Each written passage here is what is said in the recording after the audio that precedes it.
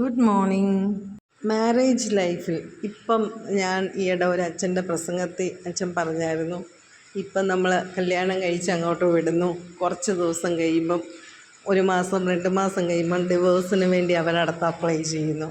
ഇതാണ് ഇപ്പം കൂടുതലായിട്ട് നടക്കുന്നത്. അത് കേട്ടപ്പം ഞാൻ ഓർത്ത ഒരു കാര്യം, എൻ്റെ കല്യാണത്തിന് മുമ്പ് എൻ്റെ അമ്മ എന്നോട് പറഞ്ഞതാണ്, നിനക്ക് ഞാൻ എങ്ങനെയാണോ അതുപോലെയാണ് അവിടുത്തെ അമ്മയും അവരെല്ലാവരും. ഞാനും ഞങ്ങൾ വീട്ടിൽ എത്ര പേരുണ്ട്, 3 പേര്, അതേ സെയിം തന്നെയാണ് ബെന്നിയുടെ വീട്ടിൽ 3 പേര്.